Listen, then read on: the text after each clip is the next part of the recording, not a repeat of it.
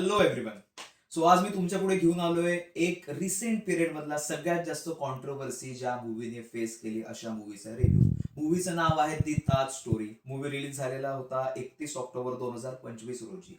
मूवीचे सगळ्यात महत्वाचं कॉन्ट्रोवर्शियल सब्जेक्टच आहे, कारण या सब्जेक्ट बाबतीत जेव्हा पोस्टर पहिल्यांदा रिलीज केलं गेलं मूवीच्या स्टारकास्ट मध्ये फार मोठं नाव असोसिएटेड आहे, ज्यांचं नाव आहे परेश रावलजी. तर ते त्या पोस्टरमध्ये होते आणि पोस्टरमध्ये दाखवलं गेले की ताजमहलचा जो वरचा घुमट आहे तो लिफ्ट केला गेला आणि त्यातून शंकरांची मूर्ती दाखवलेली आहे. सो तिथूनच कॉन्ट्रोवर्सीला स्पार्क मिळाला आणि आपल्या लोकांना माहिती आहे एवढ्याच तेवढं करायची भरपूर सवय असते, काहीतरी चगळायला न्यूज पाहिजेच असते. तर ते पोस्टर आल्यापासून मूवीला तुडवायला लोकांनी सुरुवात केली. बट स्टील सेन्सर बोर्डने सांगितलेल्या गोष्टी जे काही कट करून वगैरे मूवी आपल्या पुढे 31 ऑक्टोबर रोजी आला.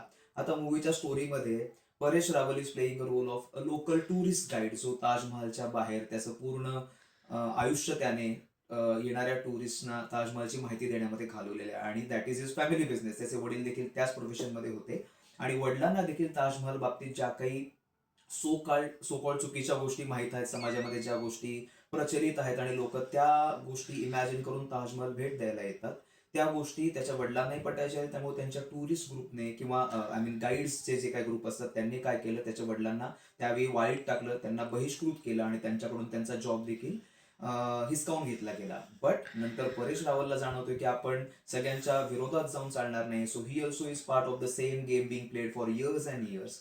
बट नंतर ही ऑल्सो रिअलाइज दिस की हे तर लोकांना एक खोटं सत्य म्हणून वाटलं जातं आणि त्या लोक त्या गोष्टीच्या प्रेमात पडतायत आणि लोकांना वाटते की ही तर प्रेमाची निशाणी आहे. आपल्याला सगळ्यांना ती स्टोरी माहिती आहे. Taj Mahal is one of the 7 wonders आणि it is called the best wonder in the world. शहाजहानने ते का बांधलं, everything is quite popular. But त्याच गोष्टीवरती सगळ्यात मोठा फटका जो दिला होता, there was one I would say historian किंवा रायटर म्हणू शकता, P.N. ओक नावाचे. तर त्यांनी सगळ्यात पहिल्यांदा हा किडा लोकांच्या मनामध्ये घुसवायला सुरुवात केली. त्यांनी एक पुस्तक लिहिलं, त्या पुस्तकाचं नाव होतं, आय मीन त्या पुस्तकामध्ये त्यांनी, मला जास्त कॉन्ट्रोवर्शियल गोष्टी बोलायच्या नाहीत मुद्दाम, बट त्या पुस्तकात त्यांनी असं सांगितलं की ताजमहाल हे नाव देखील चुकीचं आहे. ऍक्च्युली त्याचं नाव होतं Tejo Mahalaya. So basically that was a Hindu temple ज्याच्यामध्ये शंकराची मूर्ती पहिल्यापासून होती. आणि ऑल्सो जसं आपल्याला माहिती की ताजमहलला इफ यू हॅव व्हिजिटेड, खाली काही काही बंद कमरे आहेत, तर त्या कमऱ्यांना, त्या रूम्सना कायमचं सरकारने सील करून ठेवलेले. मग जर तिथे काही कॉन्ट्रोवर्शियल नाहीये तर का लपवलं गेलं? सो त्याच्या आतमध्ये भरपूर आपल्या हिंदू देवी देवतांच्या मूर्त्या गाडून ठेवलेल्या आहेत, लपवून ठेवलेल्या आहेत, असं देखील आहे. So basically movie totally controversial topic वरतीच आहे. मला हा रिव्ह्यू करावासा का वाटला हा वेगळा मुद्दा, कारण मूवीची स्टोरी लाईन आहे, त्याच्या बाबतीत आपण हिस्ट्रीला, unless and until we have authenticated documents we can't accept anything. But हा टॉपिक निवडणं ह्याच्यासाठीच डेअरिंग लागते बॉस. तर सगळ्यात पहिल्यांदा मला कौतुक ह्याच्या बाबतीत वाटतं, या मूवीचे जे प्रोड्युसर आहेत CA सुरेश झा म्हणून. तर he is not belonging to the film fraternity और त्यांनी भरपूर आधी प्रोडक्शन्स मध्ये काही काम केलं असं बिलकुल नाहीये. He has on purpose selected this topic, उसके लिए गट्स तो लगते हैं. ऍट द सेम टाइम मूवीचे डिरेक्टर आहे तुषार गोयल. डिरेक्शन बाबतीत मी जास्त काय वेगळं कौतुकास्पद गोष्ट असं म्हणणार नाही, बट डिरेक्ट केलं हीच कौतुकास्पद गोष्ट आहे. कारण या टॉपिकवरती जेव्हा छोट्या छोट्या गोष्टींवरती इतक्या आपल्या देशात ठिणग्या उडतात, त्यांनी हा टॉपिक लोकांपुढे आणला. Again I am repeating, I am not supporting any of the thought processes की त्यांनी दाखवलेल्या मूवीमधले बरोबर आहे की नाही. जर तुम्हाला तिथे डोकं लढवायचे, स्वतःची शक्कल लावून सांगायचे की असं कसं आमच्या हिस्ट्रीवरती हात घालू शकता, असे तुम्ही कुठे गोष्टी आणतात, तर त्यासाठी आपण या मूवीला जायचं नाहीये.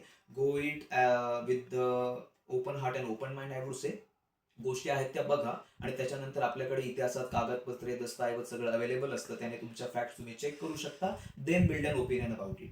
बाकी movie is a good thing to watch, ज्याच्या बाबतीत काही काही असे देखील तथ्य आहेत. मी आता म्हणत नाही कॉन्ट्रोवर्शियल गोष्टी, मी शब्द वापरतोय तथ्य. जी तथ्य आपल्याला कदाचित ताजमहल बाबतीत माहीतही नाहीये. आपण फक्त त्याला जातो आणि एक प्रेमाची निशाणी किंवा तो अशा रंगाचा आहे, अशा खडकापासून बनलेला आहे, एवढे कारागीर त्यावेळी वापरले गेले होते, नंतर शहाजहानने त्या सगळ्या कारागिरांचे हात कापले, या काही बेसिक वरवरच्या गोष्टी आपल्याला माहित असतात. बट मूवीमध्ये तुम्हाला थोड्याशा अजून बारकाव्यामध्ये शिरायचा चान्स नक्की मिळेल. आणि जसं आपल्याला माहिती की ह्याच्या बाबतीत पुस्तकं पण आपल्याकडे अवेलेबल आहेत, पण आजची लोक आपले थोडंसं वाचनाकडे कमी and they prefer audio visual media. So at the same time I would say he movie आपल्यासाठी ती एक गोष्ट डिलिव्हर करते. बाकी ऍक्टिंग बाबतीत परेश रावल आहे, I don't need to say anything. नेहमीप्रमाणे ब्रिलियंट परफॉर्मन्स. आणि कॅरेक्टरच्या पूर्ण आत्म्यामध्ये उतरणं. सो आय वोंट से की he becomes that character because finally is playing the role, but quite convincingly he plays what he is suppose to. बाकी तुम्हाला movie बाबतीत काही ओपिनियन्स तुमचे जर असतील, जसं मी म्हटलं, don't go beyond a point, जिथे तुम्हाला असं वाटते की नो, ही गोष्ट चुकीची दाखवली, आता मी ह्याच्याबद्दल काहीतरी ऍक्शन घेतो, जसं मी मगाशी उल्लेख केला.